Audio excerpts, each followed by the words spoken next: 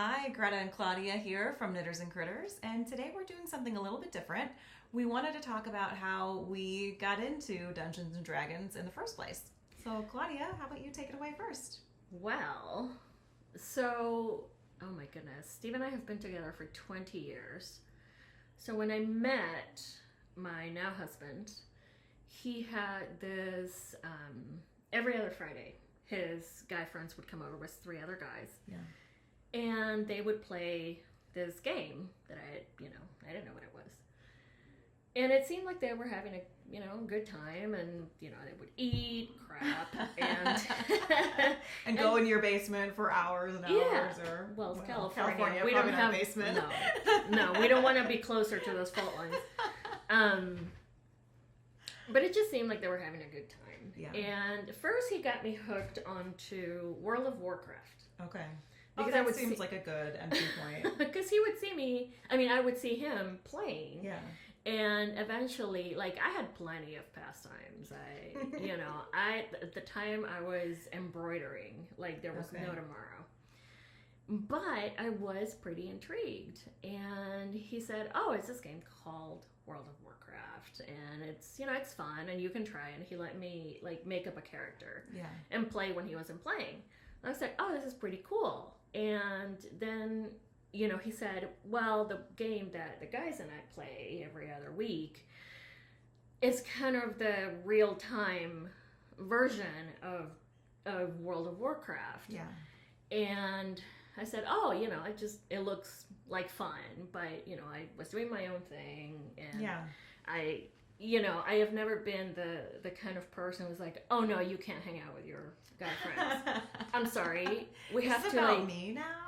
Yeah, it's like, oh no, you have to be paying attention. No, we're our own people. Yeah. You have your hobbies, I have my hobbies, and I'm fine. Yeah. But eventually I got kind of interested. He said, I've been wanting to run this game in this setting called Tal-Kazaa, which is kind of Arabian Nights, 1001, all of that. Mm-hmm.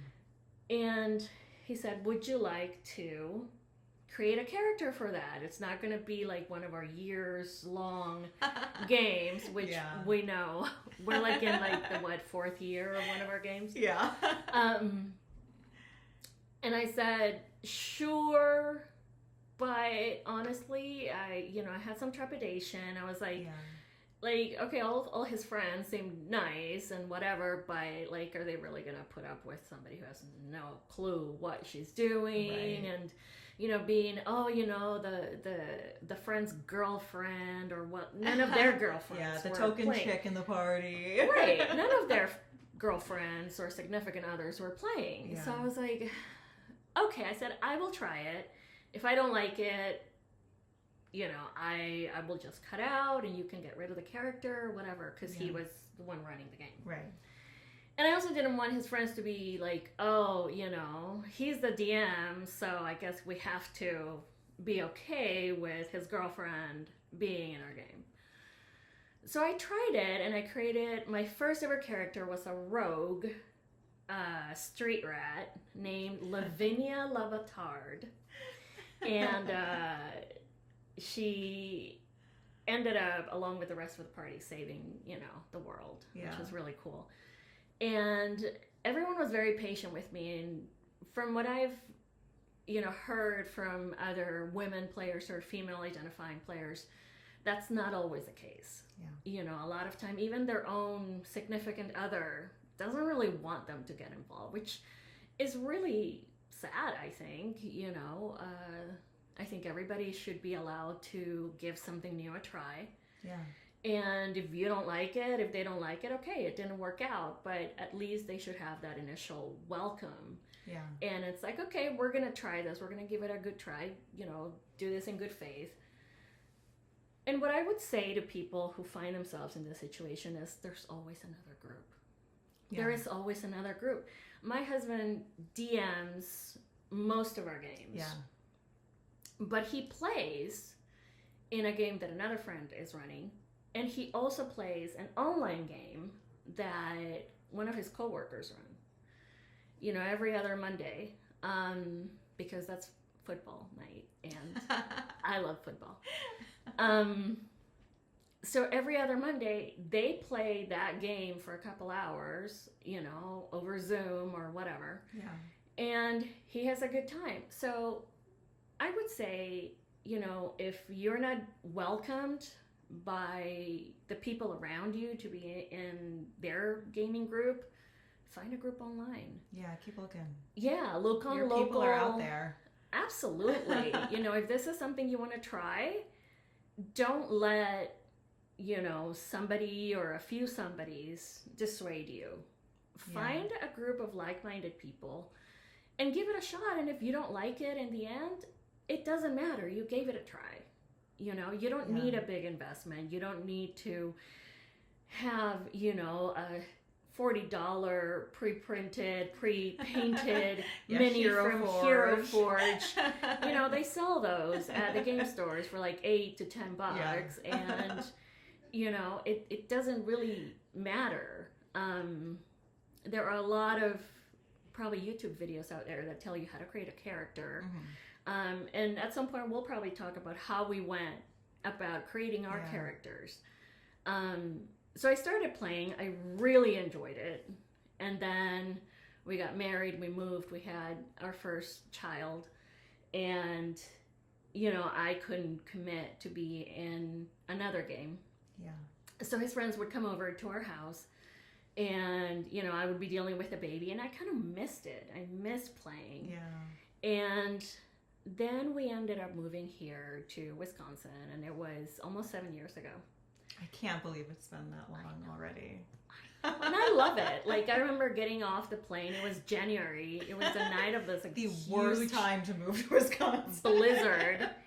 And I felt the icy, coldness as I like walked off the plane onto that tube thing. And I was like, I am home. This is my home. Like, I hate the heat and the sun and all of that. So once we kind of established ourselves here, he said, there's a few people that are that I work with that seem kind of cool, and I think I might run a game. But before that, our oldest son wanted to start playing D&D. He saw how much fun he had, Dad had, and excuse me, I just burped. It's okay. Okay. So first, our oldest son wanted to try playing D&D. He was very intrigued by it. He is, as we have recently found out, a very good storyteller. So he enjoys stories, and my husband is a very good storyteller, if I do, brag a little bit. You can. He only runs like 4 games, like you said. You have to have a deep storytelling well to do that. I know.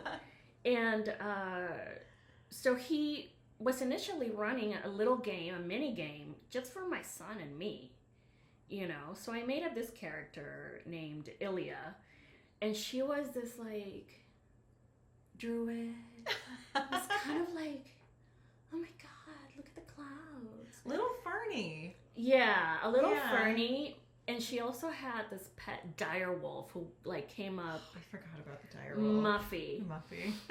And she kept referring, she was very like politically incorrect because she kept referring to Muffy as a girl and would braid flowers into Muffy's fur and thought Muffy was like the nicest little pink wolf.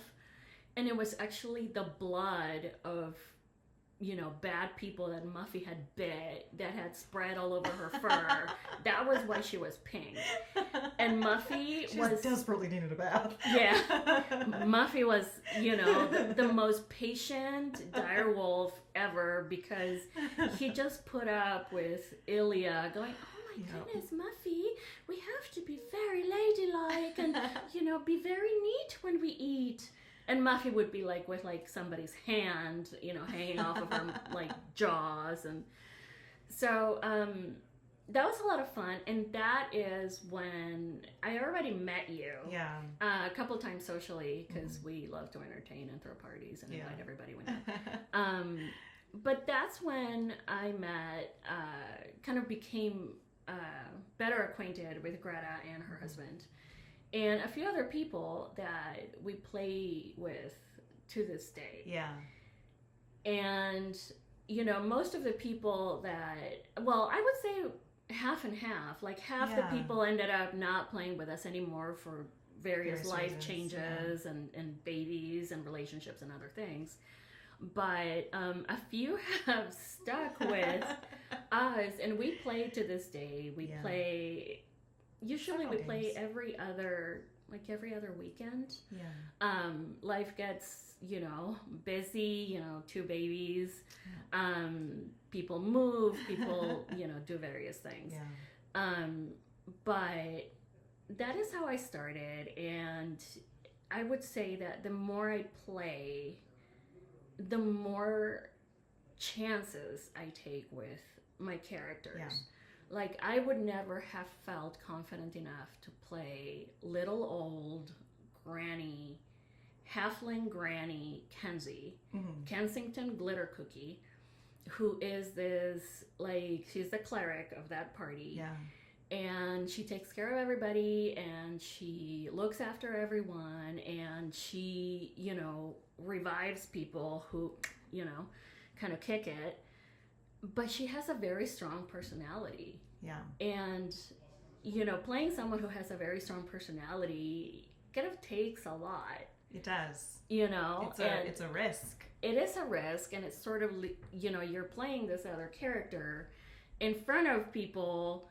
And a lot of the times, especially because I like to do different voices for every character I do. Like, oh, Kenzie, you know, Kenzie is like a granny, and she really likes to cook. And she just loves kids. She thinks they're so sweet. And she might have also killed a couple of her husbands because they were not very nice to her. And it was justified. But I think with every character, kind of, you know, trying new races, trying new classes, but also, like, I have no problem playing a character who, you know, looks down her nose at everybody. That is my character in the new Talcazar game that is the granddaughter of my first ever character. And his name's Sephora. So Sephora is Lavinia's granddaughter, and where Lavinia was a street rat who kind of achieved status because she saved the city. Yeah. Sephora was born with that silver spoon in her mouth. Yeah. And position. The inheritor of all that hard work. Yeah. And, you know, she, like, just kind of bosses everyone around. And, like, money is not an issue for Sephora. And she might be banging her, you know, the guy, the gladiator that she bought so she could free. Like, you know, she will walk around naked in her tent because, you know, she has nothing to fear from anybody. She is at the top of that food chain. Real predators don't look up, baby. Exactly. You know, and let me just tell you, that's very different from me. So it's not just, you know, oh, you know, I'm going to try this new spell. It's sort of trying on a whole new personality. Yeah. I also play a Dampier. I play a 17-year-old French, in another alternate universe, French noblewoman who's straight out of the Sofia Coppola Marie Antoinette. And, you know, she is, you know, probably shorter than me. She is tiny, and she loves to stab people in the eyes with daggers. Dagger. Dagger. You know, so it is, you put yourself out there. Yeah. But I do think that I have gotten back so much. Not just, you know, in interacting with my fellow players, like my character and her character and that Marie Antoinette character that I play, they're really good friends, and they have like real conversations about life, about what they've gone through. And, you know, I I don't feel like there's anything I cannot play. Yeah. There are things that I haven't played. I've never played a barbarian, an ogre, a necromancer. There are things I haven't played, but it's not because I'm like, oh, I could never play that. Yeah. So if you are thinking of starting, also, I'm 50 years old, and if you think you need to be a certain age, a certain type of person, a certain anything, don't. Yeah, there's because space for everybody. There's space for everyone. You can find your tribe. And, one or two people being negative about it shouldn't have any weight on you making the decision to play D&D or 7 Seas or any other, tabletop role-playing game. There's a lot to be gained from it, I think. I also spend a lot of quality time with, our oldest. Our youngest has zero interest. We've asked him, and he's like, no. Hard pass now. Yeah, he's into Godzilla, and until there is a Godzilla game, he will not join our games. But I would just say, give it a try. Try something that feels close to you in the beginning if you don't feel like taking a lot of risks. If you don't want to play somebody who is the complete opposite of what you are, has a complete opposite set of skills that what you have, then start with something familiar. My first character, she was a rogue, because I'm not a thief, I'm just saying. But, she didn't have any, magic. She didn't have any special weapons. She didn't have any special skills, because I had no idea how to roll for those things. I was like, I'm just going to play the plainest character that I can make. The most vanilla thing possible. Yeah, exactly. And we'll go from there. Yeah. So, I think Steve has done a pretty good job, kind of balancing all the games that he has, along with, work and life and everything else. But I would like to get your perspective, especially now. You're a writer. Yeah. You're the mom of 2 tiny, sweet, beautiful little girls. How, did you have any preconceived notions of what it was going to be like? Not too much. Okay. I didn't play D&D at all growing up, but I'm the youngest of four kids, and my oldest, the older of my 2 brothers, did play D&D when he was in high school. And he's 6 years older than me, so he had no interest in, sharing any of his life with me, but I would occasionally go and, being the younger child, go and sneak into his room and page through all the beautiful artwork in his D&D, books. But I just remember, as interested as I was so daunted by the sheer amount of information in all of those editions of D&D. Just thinking who has the time to learn all of these rules, and do I need to know all of them before playing? Right. So that was really my only, preconceived notion, is that it was going to be a lot of work, and it was going to be a lot of preparation that was going to go into it. But like Claudia had said, we'd been friendly socially for a while before Steve decided that he wanted to start a game for all of his, new-ish coworkers at the time. And it ended up being, us and our husbands plus probably 10 other people. Maybe there were a lot of players. There were too many players. Way too many. Yeah. And only 3 or 4 of them had ever played D&D before. So it was a little bit of a hot mess. Each round took forever. Yeah, forever, because no one had any idea what we were doing. And I loved my character. Unsurprisingly, I loved the character creation part of it. My ranger, also kind of vanilla of a race and class to choose when you're first starting out. But she had a really intricate backstory. She had this crazy silver eye that people could see bits of the past or future in, depending on how they rolled. And her name was actually Askia Silvereye, which, if any of you read my books, know that I ditched the character, but I kept the name. And that's the main character of the Frozen Crown. But I didn't have like the best impression of D&D because of those games, just thinking, because I was so lost for almost all of it. It was very chaotic. And there was really no good chance to take a minute and role play when you're with so many other new people and you're all just trying to like scramble and figure out what you're going to do next. So after a few months of doing that, Steve said, you know, there's this other tabletop role-playing game that I've always really loved called 7th. Not nearly as famous as D&D, but it's wonderful. I love it. It's so much fun. It's much more like Three Musketeers, swashbuckling sort of adventure.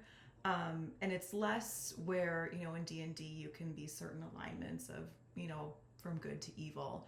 In 7th, you're the hero of the story, so you do heroic things and whatever that means to you. But it's very cinematic. And I loved it. And it was like a smaller group. It was maybe 6 people to start out with. And we were from all over this, you know, alternate Earth, this like plane of existence. Alternate, like, you know, Western Europe. Yeah. And I play, you know, this very tragic Russian princess with a very tragic Russian-y kind of backstory with, of course, like 12 different names. And it's been so much fun. We don't get to play that game as often anymore, just because life is like that. Yeah. But I love it whenever we can. We're actually planning to play an 80s themed version of that game in a couple months. We did a 30s one-shot. What a one-shot is when it begins and it ends all in one on that session. Yeah. And our same characters, basically, from the 7th world, but in a different setting. Yeah. So my French noblewoman, Marie-Louise, was, you know, this like French heiress instead, you know, who, you know, she wasn't a noble in the court of the king, but, you know, she was like this rich girl. Yeah. And we're doing, as Greta said, an 80s one because, again, my oldest is obsessed. Oh, yes. With everything 80s. Especially the music. That's all he listens to. And I'm like, oh, I'm so proud of him. Yeah. So I'm very excited to take Katarzyna, which is the name of my character, into the 80s. She's going to be very Atomic Blonde. Charlize Theron. It's going to be awesome. I've got everything all planned out. So that's another thing to take with you, though. There are a ton of different tabletop RPGs out there. If D&D isn't your cup of tea to begin with, maybe try something else. It doesn't hurt to dip your toe in the water because so many of them use the same kind of role-playing skills. Or even if like the dice rolls are different, you're still exercising that same kind of improv muscle, and it can still be so rewarding. But this is a D&D show, so unsurprisingly, we eventually did circle back to a D&D game, again with a smaller group of people, and we're all a little bit more experienced now. So the learning curve, while it can certainly be steep, it is so rewarding when you get over that hump. I mean, I couldn't ever imagine going from playing my somewhat two-dimensional ranger 7 years ago to my chaos gremlin, arcane trickster tiefling that I play now, Lucky Strike, who has no memory of her past and is basically like Harley Quinn. Yeah, it's really cool. You know, she is someone who is so joyful to play, but because she has no past, you can't trust anything that she says, not because it's like a malicious thing, but because, you know, she thinks she's great with horses and animals, and that's my lowest stat. But man, do I lean into that low stat as hard as possible because it's gold. Like, we spent half of a session following Lucky through a sewer because she was sure she knew how to find something. Yeah. And chaos ensued, and that's just part of the journey of Yeah, D&D. That's fun. But yeah, it's just I've had so much fun with it, and it's such a different method of storytelling than from what I'm used to. I'm used to sitting at my desk alone in this very office, like coming up with worlds and characters and situations. But when you're at a table with a group of people, even people that you've known for a long time, you will be astounded by where stories can take you. Because even, you know, I'm an established storyteller now, but my brain will always be my brain. So things that she comes up with, or that Steve comes up with, or my husband, or Dan, our friend, or things that would like have never occurred to me. And that's what's so golden about it. It makes you think of worlds and experiences that are completely foreign to your own, but also very human and universal at the same time.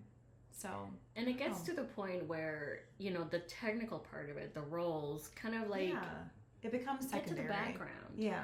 And you're just interacting with these other, your characters interacting with the other character, and you know, like, you know, you get your role in and you do that, but you know, then you have this conversation and you find out about their background and they find out about yours, and you know, it's especially with 7C, but also with D&D, it is very cinematic.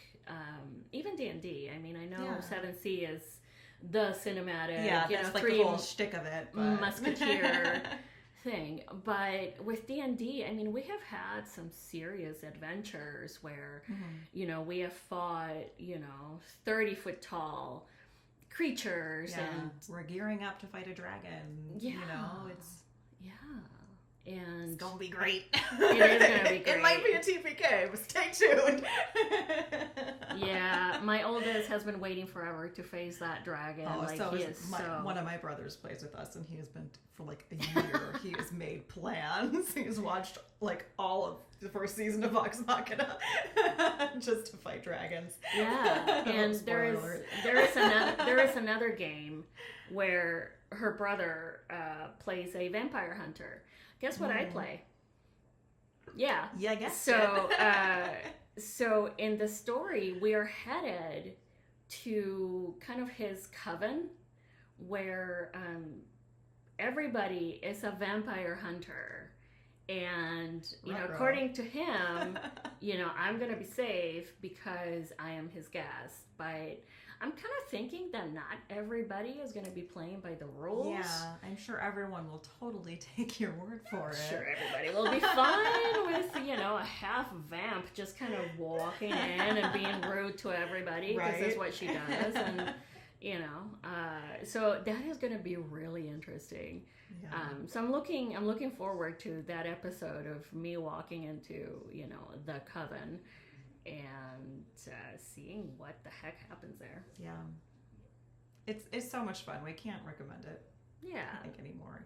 I'm hoping that our passion for it shows through, because it really has been absolutely. And you know, I already have ideas for any future characters that I may create. Right? Like you in your back pocket. You do. I have this list of like, okay, if we ever play a game like with this kind of setting, this is what I want to play. Thinking of a warlock character at some point. I just want to have that. Yeah, and you do, and it becomes this, you know, I don't know, I would say our oldest and I have, and us, you know, I would say that our relationship has certainly expanded in a different way, that if we'd never played this, I'm not saying it's a better relationship or a worse relationship, but, you know, when you're gaming along with your kid, and your kid is now 17, 16? Is he 17? God, he's almost. About to be? Yeah. A couple of weeks. I mean, how many parents can say that? How many kids can say that? Yeah, I mean, and he absolutely loves that, and he, you know, he plays in every game that we are playing, and you know, maybe someday Lorelai and Nadia can join in the fun. Speaking of chaos gremlins, they're so cute. Yeah, we'd totally take it. Yeah. So I mean, that would be our advice. Yeah. Give it a shot. Explore what you like about it, and find the game that is right for you. There are, like Greta said, many of them. There's Pathfinder, there's 7C, there's D&D, there's tons of others. There's online games, there's local games, there's an opportunity for you, if you feel like exploring this, to go ahead and do it. And like, don't feel like you're somehow avoiding life or missing out on experiences. I think like some people have that notion in their head that if they waste time on like fantastical trivialities, that somehow they're not living life to the fullest. that's BS. Like, don't buy into that idea. Yeah. You're not wasting life. You're just, indulging in that creative portion of your brain that so few adults get the opportunity to indulge in. Like, play pretend. There's nothing wrong with that. No, there isn't. Yeah. And it is a different way of interacting with people. Yeah. And there is, there's a stereotype of people who play D&D who are, like, obsessed. Socially awkward, like, No, we're not. Thank you very much. And I think it sort of enriches your life in so many different ways. It, you're trying so many different things. You're interacting with people who, you may barely know, or they may be friends, but you're interacting with them in a different way. And that I feel that can only enrich your life. I do too. And when my husband reveals one of like his twists in the story, because no, he does not tell me what is going to happen. Like, people may think that, but no, he doesn't. Like, right now, I'm pretty good at guessing. Because she's a writer, and she, but she he kind of does get sees. me. I mean, like, props to Steve. He's great. Like, right now, Sorry, we've gotten kind of some information on what our characters in the 80s thing game are. Like, I have my little, dossier, but I don't know what hers is. Yeah. I don't know what anybody else's is. I mean, I kind of have a little hint of where some of the stories may overlap, but I have no idea. And most people don't have any idea of the specifics about my character. So that is all going to play out during the game. We're all going to walk in with our stories in our brains, but nobody else is going to know them. Yeah. And all I know about mine right now is that it's going to involve a lot of hairspray and very teased bangs. Oh yeah. I already have in my Amazon shopping cart thigh-high boots and lots of leather. Yeah. Well, Charlize Theron and Atomic Blonde had a killer wardrobe. I know. And that soundtrack was pretty amazing. Yeah. I'm like, that's my... I'm already practicing my smoky eye. Yeah. So that should be a lot of fun. We will definitely bring you pictures of that game because we dress up. We do. Like Greta said, we're not just telling you that we dress up. We dressed up for the 30s game. And that was the first time like my son wore like this suit with this fedora, and I'm like, oh my gosh, child.